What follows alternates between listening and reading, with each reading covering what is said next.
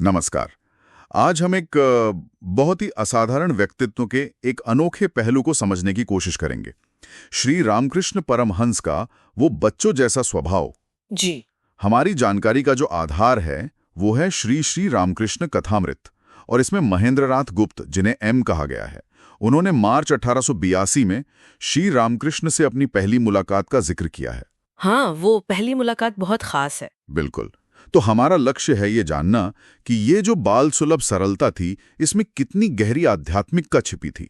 जरा सोचिए, एक इतने बड़े परम ज्ञानी संत पर व्यवहार एकदम निश्चल, आनंदित, बिल्कुल बच्चों जैसा। हाँ, ये कल्पना करना भी थोड़ा मुश्किल है शुरू में। एम जो पहली बार दक्षिणेश्वर गए होंगे, तो मुझे लगता है वो शायद किसी बहुत गंभीर ध्यान मग्न योगी से मिलने की उम्मीद कर रहे होंगे। बिल्कुल बिल्कुल।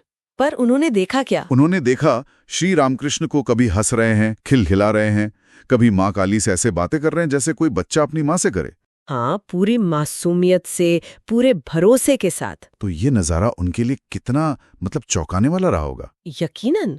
और ये जो विरोधाभास लगता है ना, इसी बाल सुलभ प्रकृति में ही असल में गहरे आध्यात्मिक राज छिपे हैं। ये दिखाता है कि ईश्वर के करीब जाने के लिए मन का कितना सरल, कितना निष्कपट होना जरूरी है। अच्छा, जटिलता रुकावट है। हाँ, बिल्कुल।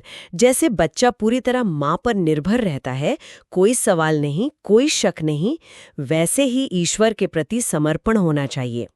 श्री रामकृष्ण का जीवन तो इसी का जीता जागता प्रमाण था। दुनियादारी की चालाकी, अहंकार, ये मैं और मेरा का जो भाव है ना, ये सब हमें उस परम सत्य से दूर कर देता है।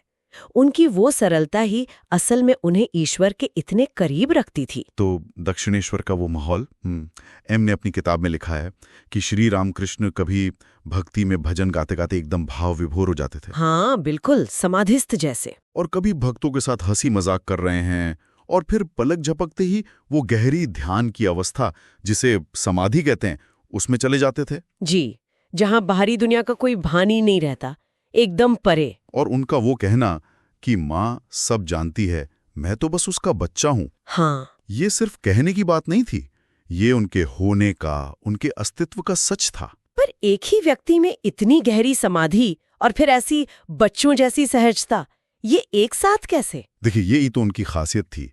ये अवस्था उनके लिए सहज थी, कोई बनावटीपन नहीं था उसमें। और इसी स्वभाव से हमें बहुत अहम बातें सीखने को मिलती हैं। जैसे? पहली बात तो यही, ईश्वर पर बच्चा जैसा अटूट विश्वास और पूरी निर्भरता। दूसरी, अहंकार का पूरी तरह से त्याग। श्री रामकृष्ण बार बार कहते थे कि जब तक मैं करने वाला हूं ये भाव है, तब तक ईश्वर से मुलाकात मुश्किल है। उनका ये बच्चों जैसा होना इसी अहंकार शून्यता का प्रतीक था। अच्छा, तीसरी बात कि आध्यात्मिकता कोई बोझ या नीरस रास्ता नहीं है, ये तो आनंद का मार्ग है। उनकी हंसी, खुशी, उनकी सहजता, ये यही दिखाती थी। सही कहा। अक्सर लोग आध्यात्मिकता को बहुत गंभीर और शायद उदास सा मान लेते हैं। बिल्कुल। और चौथी बात, जीवन में सादगी को अपनाना, चाहे हम घर गृहस्थी में हो या साधक हो। उनके जीवन से ये एकदम साफ था कि आध्यात्मिकता का असली सार जटिल पूजा पाठ या कर्मकांडों में नहीं, बल्कि निर्मल हृदय और सच्ची भक्ति में है। और जाहिर सी बात है, महेंद्रनाथ गुप्त यानी एम पर इसका बहुत गहरा असर पड़ा होगा। ओ यकीनन। श्री रामकृष्ण की ये जो बनावट रहित सरलता थी, उनका वो आनंद और उनकी वो गहन आध्यात्मिक अवस्थाएं, एम तो अंदर तक खिल गए होंगे। जी, उन्हें वहां ना सिर्फ एक अजीब सी शांति मिली, बल्कि जैसे जीवन की एक सच्ची राह दिखाई दे गई।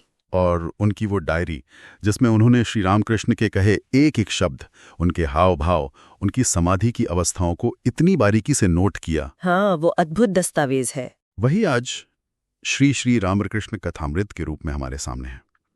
एम को ये यकीन हो गया था कि वो एक ऐसे संत के संपर्क में आए हैं जिनका जीवन ही उनका संदेश है। तो निष्कर्ष हम कह सकते हैं यही है कि श्री रामकृष्ण का ये बच्चों जैसा स्वभाव कोई सिर्फ उनके व्यक्तित्व की एक खासियत भर नहीं थी, बल्कि ये उनकी साधना और उनकी शिक्षा का, आप कह सकते हैं, केंद्र बिंदु था, मर्म था।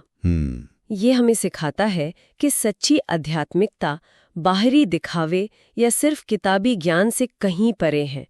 ये तो दिल की पवित्रता, प्रेम, सादगी और ईश्वर के प्रति पूर्ण समर्पण में बसती है। उनका पूरा जीवन ही जैसे ईश्वर तक पहुंचने के रास्ते का एक जीता जागता नक्शा था, एकदम सरल, प्रेम भरा और आनंदमय। और अंत में अपने श्रोताओं के लिए एक सवाल छोड़ जाते हैं।